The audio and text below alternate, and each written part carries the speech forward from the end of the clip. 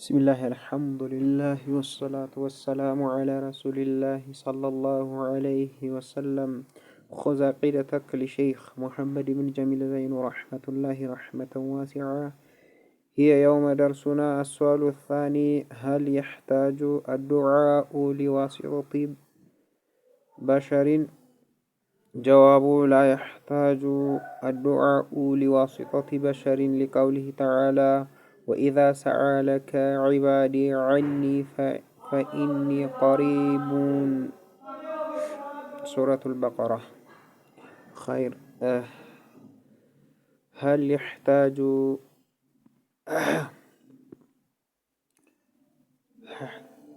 يحتاج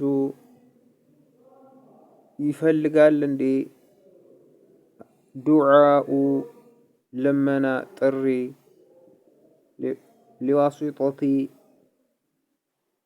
አገናኝ በሸሪን የሰው ልጅ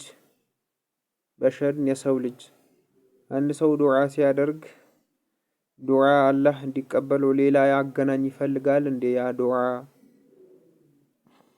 መልስ ጀዋብ ላ يحتاج አይፈልግም። ዱዓ የሚያደርግ ሰው ዱዓው አይፈልግም እኮ አላህ እንዲቀበለው ሊዋሲጦቲ በሸሪን የሰው ልጅ አገናኝነት አያስፈልግም። አገናኝ አንድ ሰው ቀጥታ አላህን ነው መለመን ካለበት አላህን ነው የሚለምነው እንጂ በከሌ በኩል ተደርጎ በጅብሪል በነብዩ በከሌ ሸህ በኩል ተደርጎ ወደ አላህ የሚባል ነገር የለም።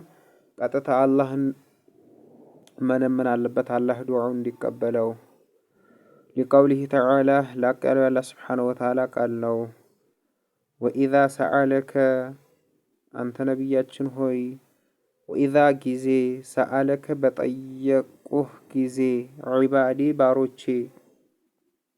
ዒባዲ ባሮቼ ስለኔ በጠየቁህ ጊዜ ዐኒ እኔ አለ አላህ Subhanahu Wa Ta'ala ፈዒኒ እኔ እኮ ቀሪቡን ቅርብ ነኝ። ዑጂቡ ዳዕወተ ዳዒ ለተጣሪ መልስ እሰጣለሁ። ፈሊየስተጂቡ ሊ ወሊዩእሚኑ ቢ ለአለሁም የርሹዱን ይቀጥላል። ለእኔም እሺ በሉኝ ይመሩ ዘንድ ይቀኑ ዘንድ ለእኔ እጅግር ይስጡኝ ይላል አላህ ሱብሓነሁ ወተዓላ። ስለዚህ አላህ ቅርብ ነው እንጂ በከሌ ሾህ በኩል እንጂ በቀጥታ አላህን አትለምን የሚባል ነገር የለም። ሰውየው ዱዓ ካስፈለገው አላህን በቀጥታ ይለምነዋል፣ አላህ ቀጥታ ይሰማዋል ማለት ነው እንጂ በከሌ በኩል ለምን አልመጣህም አልቀበልህም የሚባል ነገር የለም። وقوله صلى الله عليه وسلم የመልእክተኛው صلى الله عليه وسلم ንግግር ነው። ኢነኩም እናንተ ሰሃቦች ሆይ እናንተ ሰዎች ሆይ ተድዑነ የምትለምኑት ጌታ እኮ ሰሚዓን ሰሚ ነው፣ ቀሪባን ቅርብ ነው፣ وهو معكم እሱ ደግሞ ከናንተ ጋር ነው። በምን ከኛ ጋር ነው? በእዛቱ ላ አይ ቢዕልሚሂ በእውቀቱ የምትሰሩትን ነገር ሁሉ ያውቃል፣ የምትሰሩትን ነገር ሁሉ ያያል። አይደለም ያውቃሉ እንትናችን አይቶ የላያችን የውስጣችን ኢነሁ ዓሊሙን ቢዛቲ ሱዱር አላህ የውስጣችን ልብ የምትመሰጥረውን ሁሉ ያውቃል። አይደለም ባፋችን የምንናገረው።